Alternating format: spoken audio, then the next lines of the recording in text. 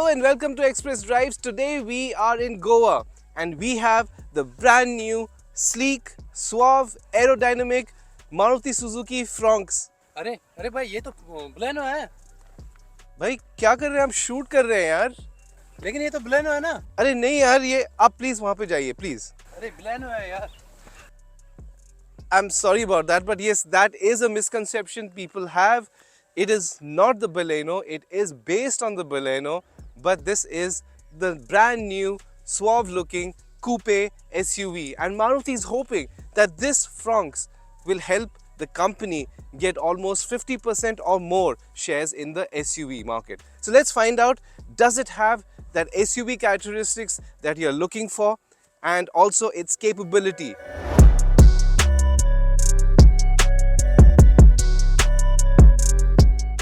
So this is a Nexa experience product. It's quite evident because of its design language. You can see that the grille itself, it is extremely like the Grand Vitara and the Baleno. As we mentioned earlier, it is based on the Baleno, but it is a complete new different product.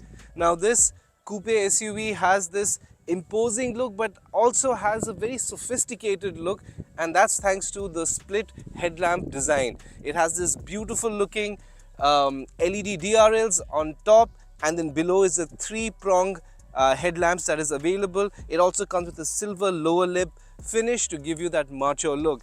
Now that is what the front looks like. From the side, that's where things start becoming a little bit more muscular because of the wheel arches. They are square in shape. Maruti wants to, show and flex the biceps of this vehicle. So in the side profile, it looks again very aerodynamic because that's where you see that swooping roof line. At the same time, the bulging wheel arches as well. And before we forget, it comes with 16-inch alloy wheels, the dual tone ones. These are brand new designs, the first for a Maruti, and it also looks better when you go in the rear because it has this beautiful thick looking connecting rear tail lamps. These are LED lamps again.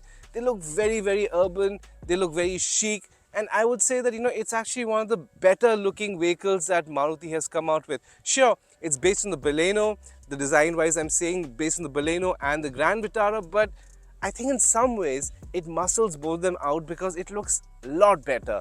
Anyways, why don't you let us know what you think? Does this actually beat the other two vehicles or not?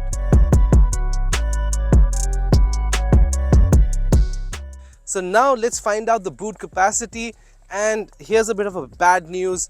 This has a capacity of 308 liters, that is 10 liters less than the Baleno. But if you take a look inside, it is fairly deep and it comes with a jack compartment right here.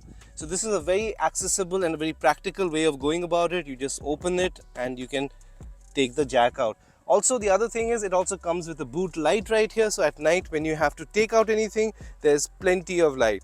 So this is what the boot is all about. But yes, one more thing. You can see the loading capacity, the loading height, sorry. The lip is fairly high. So that is something that you have to keep in mind. But again, the capacity inside might not be the best, but it certainly has more than enough space. So when you step inside the Fronx, the cabin looks very familiar because there are lots of parts been borrowed by the Baleno. But they have again spruced up the interiors, like it's got that dual tone interiors, the black and Bordeaux. It's got this dull metal finish right here. It actually looks quite premium, and the best part is it's not that typical glossy chrome. But in case you still like glossy chrome, well, the door handles are. So they have balanced it out. There's a lot of piano black finish as well, like the center console, even the switches right here on the door. So again, they have mixed match a lot of things, and it looks very classy. The armrest right here, it has that soft leather finish. Apart from that, it's all hard plastic, but well built nonetheless. Now it comes with a 9-inch floating touchscreen. This is the top of the line version that we are talking about. It comes with also a 6-speaker Archimedes music system. So it's a premium music system. They have left no stone unturned. Now on top of that, it comes with the regular gadgets and gizmos, or the features that you want, like you have your steering mounted commands like voice command, and you also have cruise control. So there are lots of other things that are available. It is also leather wrapped, but the cake that it takes, or the cherry on top, is the head-up display. We've seen this in the Baleno, and now that has also been borrowed in the Fronx. That is a very, very helpful little feature. A lot of people overlook it, but it's actually a feature that is on the safety part. Apart from that, yes, it also comes with Apple CarPlay, Android Auto, all wireless, the top of the line range. You have a 12-volt socket, a fast charge USB port, and of course you have the wireless phone right here. So it is actually quite spacious, it is quite comfortable. The seats are also fairly decently built. They are a little bit more on the softer side, a little bit spongy, but then that's how usually Maruti seats are. You can actually go ahead and get a nice thick upholstery, and that should offer very decent support. So this is all that it is about the front. Let's take a look at the rear and see, does it have enough headroom, because that is the magic question right there. As you can see, the rear also has decent space and you really can't complain much. The first thing is the roof line. It does kind of cut in, so if you're like 5'9", my height, it's just about right. If you are 6, yeah, then it's going to be a problem for you.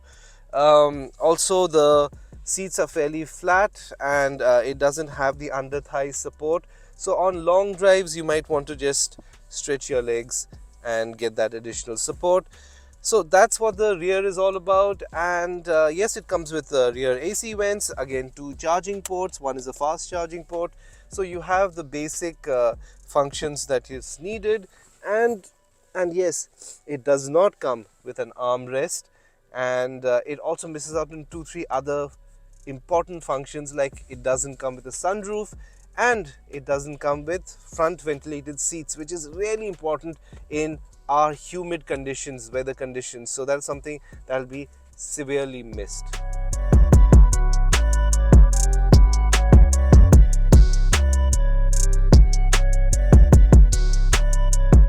The Fronx is available in 2 engines, the 1.2 litre naturally aspirated one, and of course the 1 litre turbo petrol.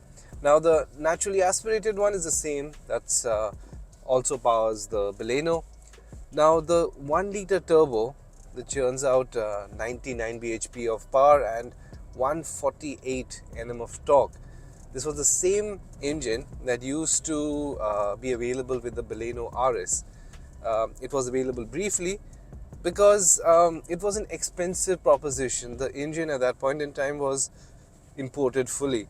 Now Maruti has made it a lot more localized, and they now also have realized the importance of having a turbo petrol engine. So it is now more mass market. So our first impressions of the engine, well, the first thing that you notice is how refined it is. It is not at all noisy.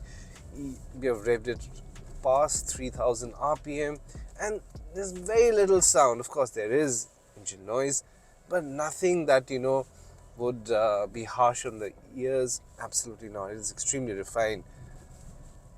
The other thing is that even though it has a healthy torque, it does not really offer that power that keeps rushing in. It doesn't do that. It has a very linear way of tackling or providing power. Even though you can drive the car at as low as 700 RPM, that's where the torque keeps giving you that pull power. But it's not zippy. It is very measured. It is very refined, very smooth. But like its competition, where it offers a bit of a breakneck speed, it doesn't do that. Why so? Because, well, Maruti Suzuki's DNA is all about keeping a firm eye on fuel efficiency, and that is exactly the reason why it could have felt a bit more faster. But if you drive it on a day-to-day basis, there's no real issues as such. I mean, if you want to push the pedal to the metal, then yeah, you might not be able to get that much of a response, but it's more than enough. Also, because of the healthy torque, You can drive it in the city very comfortably. Also, the transmission, the gear ratios are on the taller side, keeping, of course, fuel economy in mind. But as we are driving the 5-speed manual, what that helps us in driving is that we don't need to keep changing gears. Don't have to keep fidgeting with the gears. You can put it in second or third gear, and you can drive it easily at 3000 rpm, 2500, 3000 rpm. It doesn't feel stressed one bit. Now, where does the power actually start increasing? It's around 2500, 3000 rpm. That's where you feel that the engine is waking up. It's more responsive. But again, as we said it before, it's all about fuel economy and refinement. What is the ride quality? Now, the ride quality is on the softer side, but it's not like as it will wallow over some dips or nothing like that. It's quite stable, so it offers a very decent ride quality. Right now we just went over a speed breaker, so it wasn't too firm that you're thrown across. At the same time, it's not wallowy and soft either, so it is something that the rear passengers will definitely enjoy.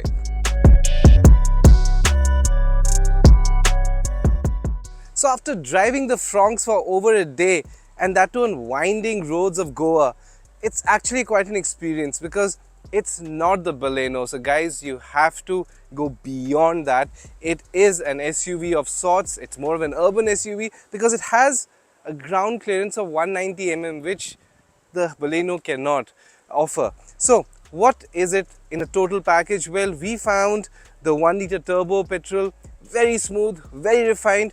Could have been a bit more responsive, but in your day-to-day driving style, it is very much apt. It is also very fuel efficient at the same time, and as a car, it is very spacious. It has got all the features that you need, may it be comfort creatures, may it be your safety features, and when it comes to looks, well, it is unique. So this coupe SUV is something for those who want to stand out, and also a great option for those SUV buyers who might be the first time buyers. Now, is Maruti going to come out with a CNG version? They haven't mentioned it yet, but you can expect one. Will a hybrid version come out? No, that's not going to happen because of the hard tech platform. So it's not going to be there, but CNG is definitely going to be there. As a whole, the price that we expect it to be somewhere in the region of 7.5 starting off to almost 12. So it will be slotted below the Brezza and just higher than the Baleno.